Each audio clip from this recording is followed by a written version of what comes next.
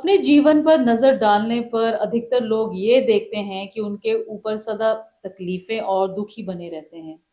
खुशी की घड़ी अगर आती भी है तो पल भर के बाद वापस चली जाती है। उन्हें ऐसा लगता है कि शायद परमेश्वर ने उनके हिस्से में केवल दुख ही लिखे हैं। ऐसा क्या कारण है कि हम दुखों में ही फंसे रहते हैं और इनसे निकल कर ऊंचाइयों में जाने का रास्ता क्या है? आज हम इसी पर बात करेंगे। शुरू करते हैं परमेश्वर के वचन से। परमेश्वर का वचन हमने अय्यूब की पुस्तक उसका 7वां अध्याय उसकी पहली आयत से लिया है। यहाँ इस प्रकार लिखा है, क्या मनुष्य को पृथ्वी पर कठिन सेवा करनी नहीं पड़ती? क्या उसके दिन मजदूर कैसे नहीं होते? जैसा कोई दास छाया की अभिलाषा करे या मजदूर अपनी मजदूरी की आशा रखे, वैसा ही मैं अनर्थ के महीनों का स्वामी बनाया गया हूँ और मेरे लिए क्लेश से भरी रातें ठहराई गई हैं। जब मैं लेट जाता तब कहता हूँ, मैं कब उठूंगा? पर रात लंबी होती जाती है और पांव फटते तक छटपटाते छटपटाते उकता जाता हूँ। परमेश्वर के वचन को पढ़े और सुने जाने से आशीष हो। आमीन। परमेश्वर प्यार हैं तो फिर उन्हें बहुत लोगों को जीवन में इतने नीचे के स्तर पर देखकर दया क्यों नहीं आती? जैसे अय्यूब की पुस्तक में हमने पढ़ा, अय्यूब को विश्वासी ठहराया था परमेश्वर ने, लेकिन उसके विश्वास को टेस्ट करने के लिए और शैतान को यह बताने के लिए कि परमेश्वर के बल में कोई इंसान विश्वास की मजबूती में बना रह सकता है और उनकी तरफ जुड़ा रह सकता है। ये वचन में अय्यूब उकता जाता है, हम भी उकता जाते हैं। इस प्रकार एक बच्चा बाहर जाकर खेलना चाहता है, लेकिन उसके माता पिता और टीचर उसे रोकते हैं ताकि वो पढ़े। लेकिन कुछ समय बाद वो ये रियलाइज कर लेता, समझ लेता है कि उस समय जो उसने समय पढ़ाई में बिताया था कितना उसके लिए आशीष का कारण बना, क्योंकि वो एक ऊंचाई, आनंद की ऊंचाई पर पहुंच जाता है, ऊंचे स्थानों पर पहुंचता है पढ़ने के बाद। उत्पत्ति पहला अध्याय 3-4 आयत में हम देखते हैं, धरती पर अंधेरे में परमेश्वर ने कह दिया रोशनी हो जाए, और रोशनी हो गई। रोशनी को परमेश्वर ने अंधेरे से अलग कर दिया, जो कि अंधेरा पहले ही था। जो परमेश्वर करना चाहते थे वो तो हमें दिखाई दे गया, लेकिन उनके विचारों में क्या था, उनका मकसद क्या था उस रोशनी को, उस महिमा की रोशनी को जाहिर करने का, वो हमें नहीं दिखाई देता है और वो गहराई में है, हम समझ भी नहीं पाते हैं। लेकिन एक विश्वासी के ऊपर ये आशीष है कि पवित्र आत्मा परमेश्वर उसके अंदर हैं, वो उसे समझाने लग जाते हैं। लेकिन उस समय उत्पत्ति में हालात कुछ और ही थे। फिर हम 14 से 16 आयत में देखते हैं, चौथे दिन परमेश्वर ने सूरज और चांद बना दिए। जो बड़ी ज्योति थी उसे दिन पर प्रभुता करने के लिए और छोटी ज्योति को रात पर प्रभुता करने के लिए बनाया। सूरज जो है, जो दिखाई देने वाला सब वो जाहिर करती है और गर्मी भी पैदा करता है, और चांद हमें रात की जो ठंडापन है उसे महसूस कराता है। और आदम को आज्ञा दी गई थी कि अदन बाग को आगे बढ़ाओ। उसे उस इलाके में जाना था, धरती के बाकी इलाकों पर, जो उससे जैसे वो अनभिज्ञ था, और उसे उसको अपने वश में करना था। तो धरती की नॉलेज है वो सब दिखाई देता है, या जो महसूस करने वाला उसके बारे में है, लेकिन जो स्वर्गीय नॉलेज है वो आत्मिक है और छिपी हुई बातों के बारे में है। परमेश्वर ने जो पहले ही महिमा की रोशनी को पुकारा और ज़ाहिर हुई, तो उसके साथ उन्होंने अंधेरे को अलग कर दिया। सूरज, चांद और सितारे चौथे दिन बनाए गए थे, और जो कि ओरिजिनल लाइट, जो महिमा की रोशनी थी, जो प्रभु यीशु की महिमा की थी, वो उस समय चमक रही थी। सूरज जो धरती पर है वही दिखाता है, लेकिन वो जो पहले वाली रोशनी है वो हमें स्वर्गीय बातों को दिखाती है, जो कि हमारे अंदर प्राण, सोल के अंदर भी चमकती है। अय्यूब को सब दुख सहने पड़े, और लेकिन परमेश्वर ने उसे इस्तेमाल किया शैतान को साबित करने के लिए कि इंसान के अंदर परमेश्वर ने बल दिया हुआ है, वो किसी भी तरह का चैलेंज को फेस कर सकता है, और उस चैलेंज के दौरान भी और उसके बाद में भी परमेश्वर से जुड़ा रह सकता है। जो लोग रोशनी में ही, सिर्फ सूरज की रोशनी में ही रहते हैं, वो छुपी हुई बातों को नहीं समझ पाते हैं, क्योंकि इंसान ने, आदम और ईव ने उस महिमा की रोशनी से बाहर निकलने की ठान ली, उससे निकल गए, तो जो आत्मिक बातें थी उनसे छुपा दी गई। और सिर्फ वही लोग जिन्हें परमेश्वर ने चुना, जिनके ऊपर परमेश्वर ने जाहिर किया, वही उन लोगों को उन बातों को समझ सके। ये पुराने नियम में लिखा भी गया है।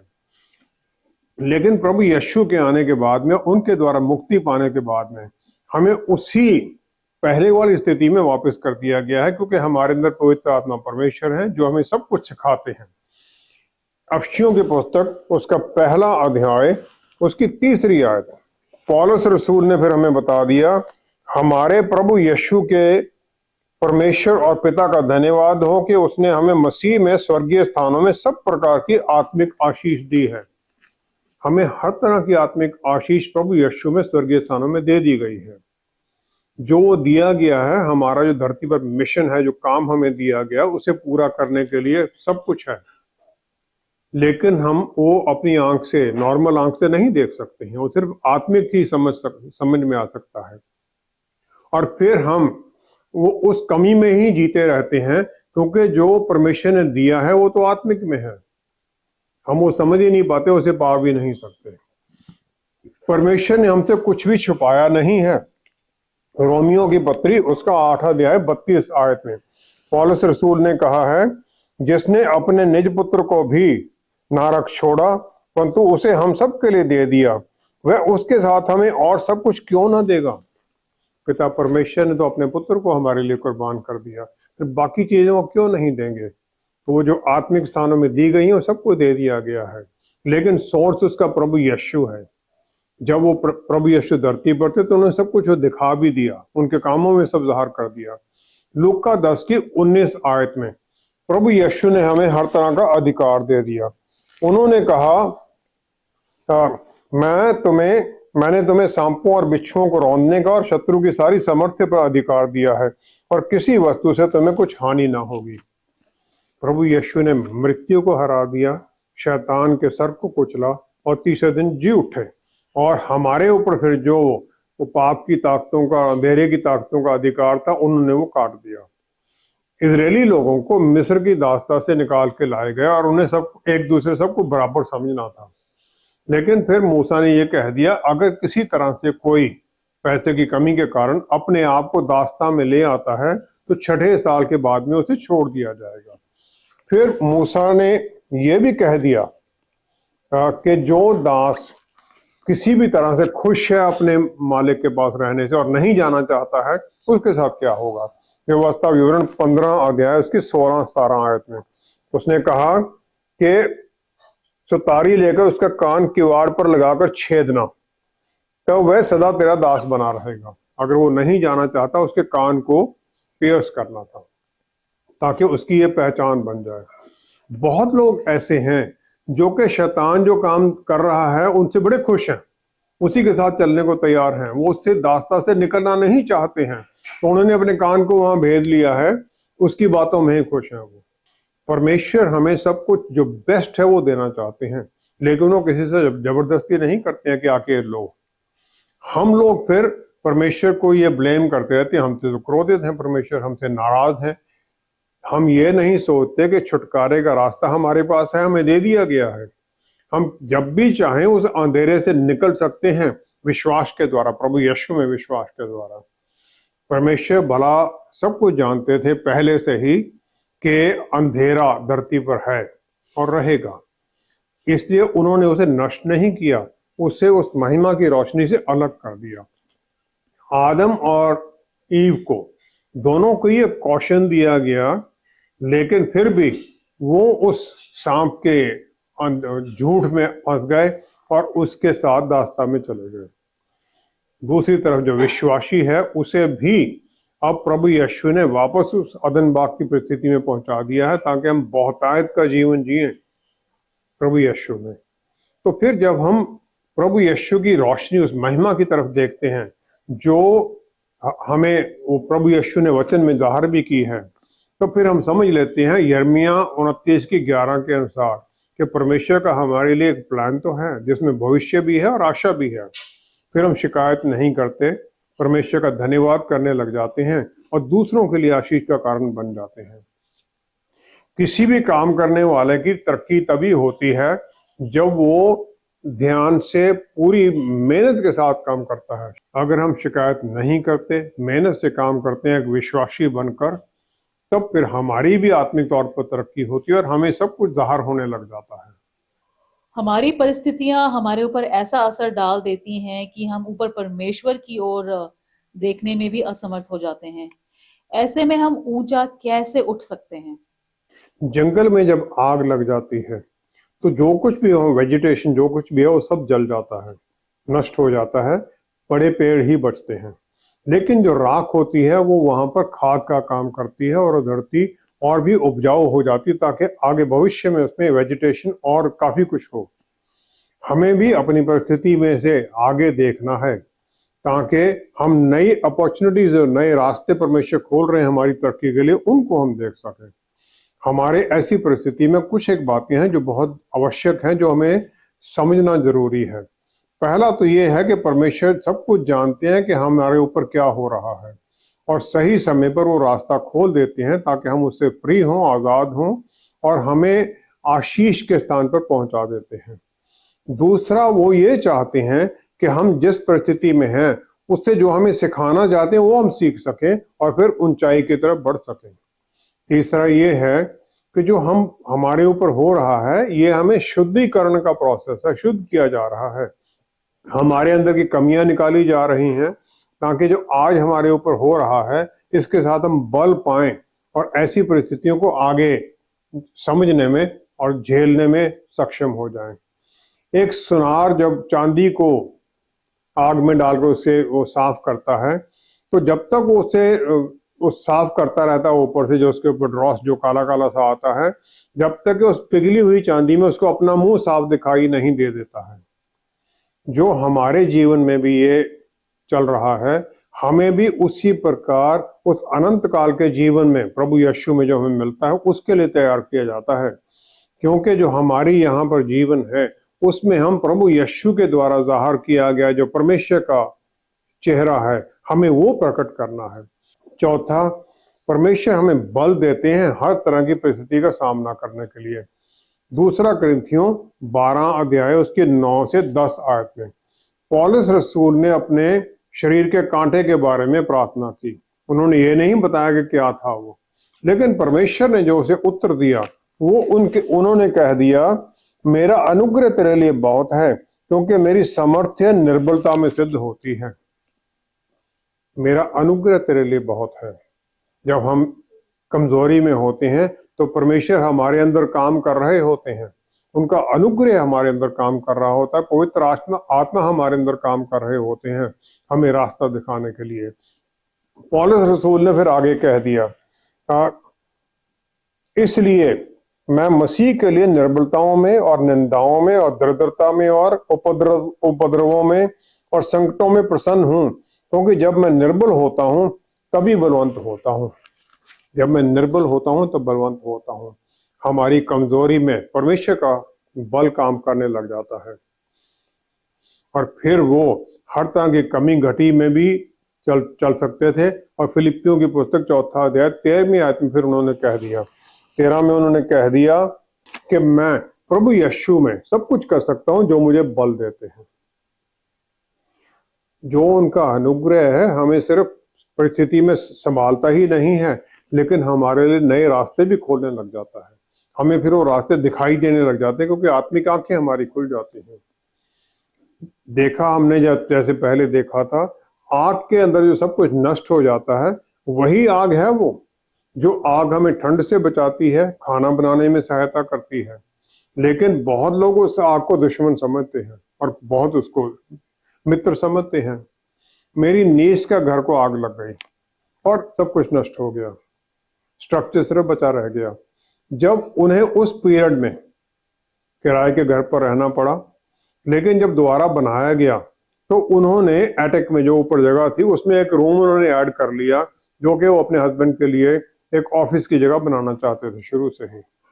आग के अंदर उन्होंने ये अपॉर्चुनिटी निकालकर एक अपना ऑफिस की जगह बना ली।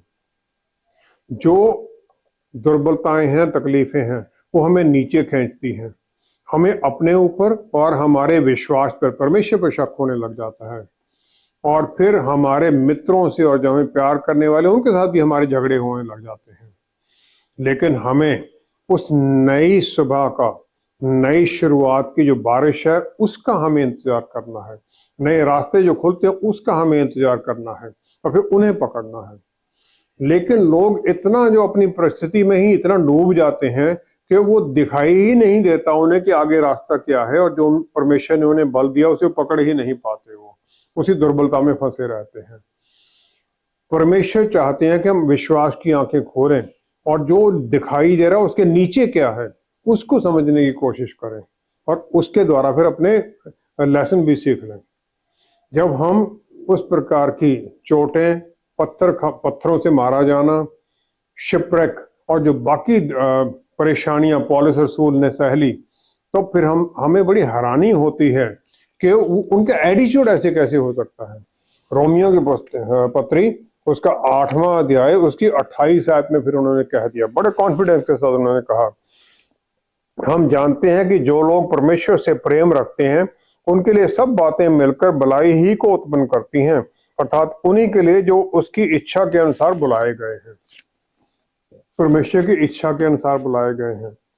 हम सबको परमेश्वर ने चुना है, तो जो भी परिस्थिति हमारे ऊपर आती है वो हमारे लिए भलाई के लिए है। हमारा जो विश्वास है एक्सीडेंट नहीं है, ये परमेश्वर की प्लान के अनुसार हो रहा है। उनकी प्लान हमारे जीवन के लिए है। हमारी जो यात्रा इस धरती पर है पूरी उन्होंने क्लियर डिफाइन कर रखा है। डेस्टिनेशन हमारा पहले ही उन्होंने डिसाइड कर रखा है, स्वर्ग में उनके साथ, यहाँ पर बहुतायत का जीवन। और फिर जब हम इस प्रकार देखने लग जाते हैं तो परिस्थितियां जो हमारे अंदर है वो भी सब ठीक लगने लग जाती हैं। विश्वास हमारे अंदर बढ़ता है, हमारे नए रास्ते दिखाई देते हैं, और फिर जब दुख में होते हुए भी हम परमेश्वर का धन्यवाद करने लग जाते हैं। विश्वासी को प्रभु यीशु में विश्वास के द्वारा फिर वो उस जो भी उन्हें काम मिला है उसे पूरी मेहनत के साथ करने लग जाते हैं और विश्वास में परिस्थितियों में जय की तरफ देखने लग जाते हैं। विश्वास पैसिव नहीं है कि बैठ गए, बस एक्शन का काम है, क्योंकि हम जिस पर विश्वास है उसके रास्तों में हम चलने के लिए विश्वास में आगे बढ़ते हैं। फिर जब हम दूसरे विश्वासी उनसे मिलते हैं जो ऐसी परिस्थितियों में हैं, जो ऐसे दुख झेल रहे हैं, ये जिन्होंने झेला है, तो हम बल पाते हैं, उस बल में दूसरों की सहायता करने के लिए भी तैयार हो जाते हैं।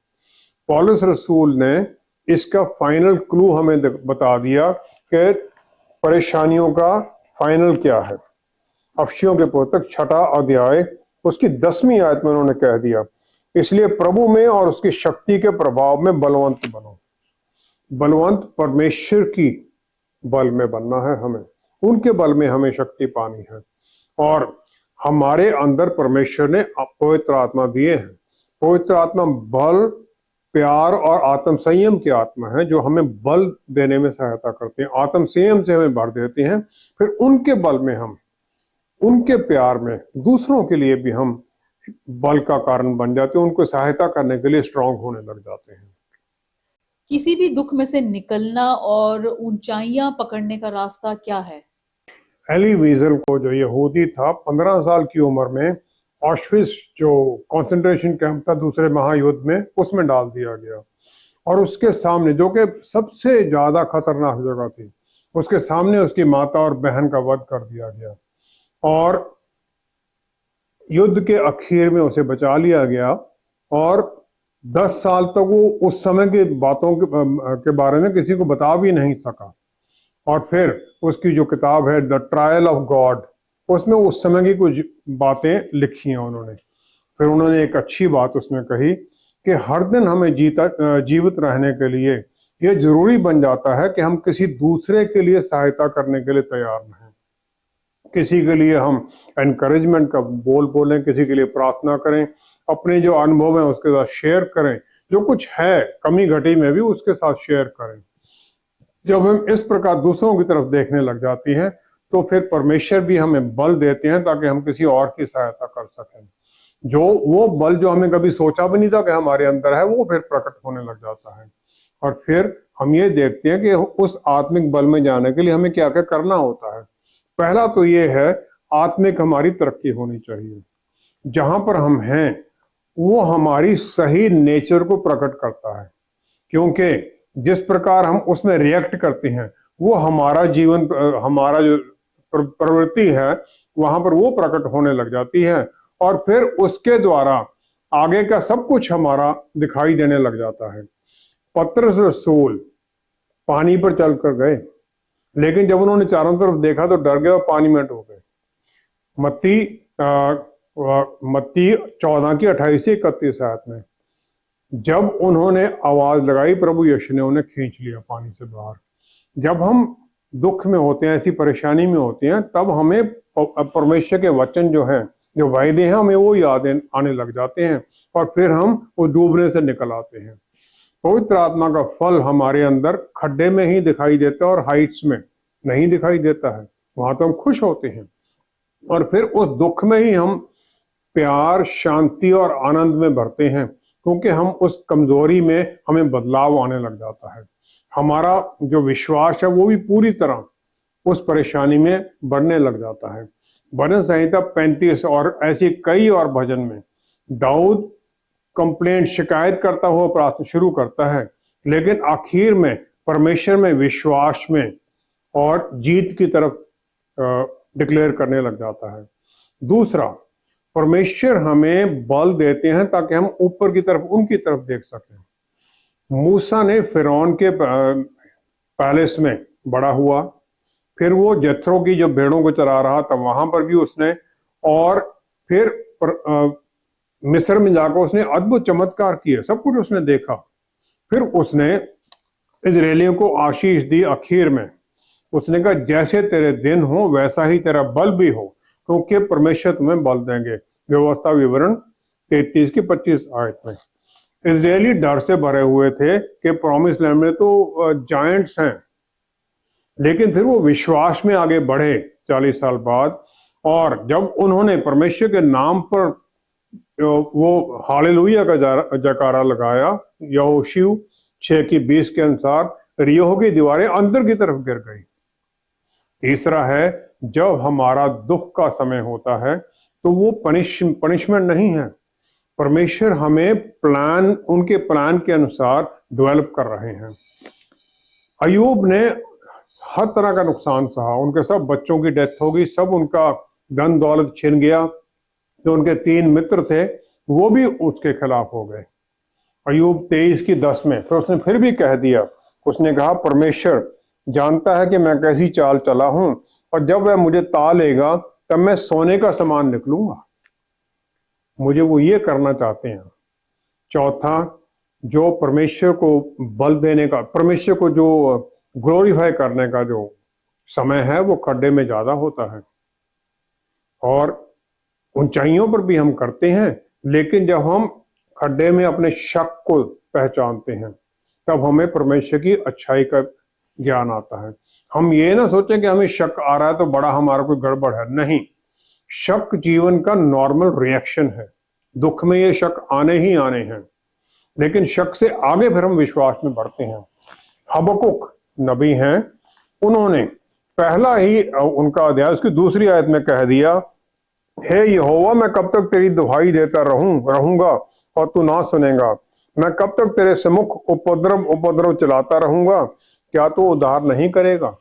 लेकिन आखिरी फिर उसमें, उसी पुस्तक में वो कह देता है, चाहे कुछ भी ना हो मैं फिर भी परमेश्वर का धन्यवाद करूंगा।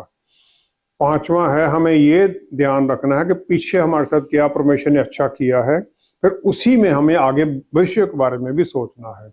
हम पिछली बातों को ना भूलें ताकि हम विश्वास में फिर आगे बढ़ सकें।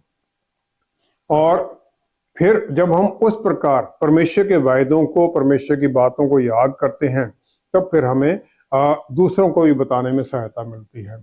दाऊद ने अपने आप को प्रचार किया भजन संहिता 23 में, वो मेरा अच्छा चरवाहा है, और फिर वो सुरक्षा परमेश्वर से और उनकी हर तरह की प्रोविजन को, सब चीज को वो क्लेम कर सका, वो समझ सका कि मुझे ये सब कुछ मिलेगा ही, और उसके कारण फिर वो आगे विश्वास में बढ़ता गया।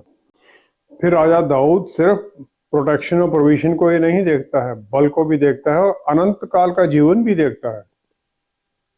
भजन संहिता 23 में। जब विश्वासी दूसरे जो हैं उनके साथ हम मिलते हैं, फिर वो हमें सहायता करते हैं, तो जब हमारा कमजोरी आने लगती है तो वो हमें बल देने लग जाते हैं। जो परमेश्वर ने हमारे लिए निश्चित किया उसे कोई छीन नहीं सकता है, वो तो हमें मिलना ही है। और हालांकि वो डिले हो सकता है, और हमारी अगर कोई कमी है उसके कारण हम उसे मिस भी कर सकते हैं। निर्गमन 3 अध्याय 7वीं आयत में जलती हुई झाड़ी से परमेश्वर ने मूसा को बता दिया। फिर यहोवा ने कहा, मैंने अपनी प्रजा के लोग जो मिस्र में हैं उनके दुख को निश्चय देखा है, और उनकी जो चिल्लाहट परिश्रम कराने वालों के कारण होती है उसको भी मैंने सुना है, और उनकी पीड़ा पर मैंने चित्त लगाया है। अब जो इजरायली लोग थे वो तो मिस्र में 400 साल थे, दास्ता भी उनकी तकरीबन 200 साल तक रही, तो वो इतना परमेश्वर इतनी दूर तक कहाँ थे? उन्होंने क्यों उन पर ध्यान नहीं दिया? परमेश्वर हमेशा प्रेजेंट है हमारी परिस्थितियों में, हमारे साथ है, उनका वायदा है, ना मैं तुम्हें छोड़ूंगा ना त्यागूंगा, और हमारी हर तरह से बल देने के लिए तैयार हैं। जब हम उनको पुकारते हैं तभी वो सुनते हैं। मार्कुस 6 अध्याय 48 आयत में प्रभु यीशु पानी पर चलकर चेलों की तरफ जाते हैं, क्योंकि वो एक बहुत आंधी तूफान में फंसे हुए थे, लेकिन लिखा हुआ है कि वो ऐसा जैसे उनके पास से गुजर जाना चाहते थे।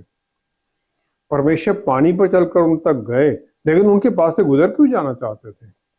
परमेश्वर चाहते हैं हर तरह की परिस्थिति में हमारा सहायता देने के लिए, लेकिन जब हम पुकारते हैं तभी हमें सहायता मिलती है। हमारे साथ हैं वो, पुकारना हमें है।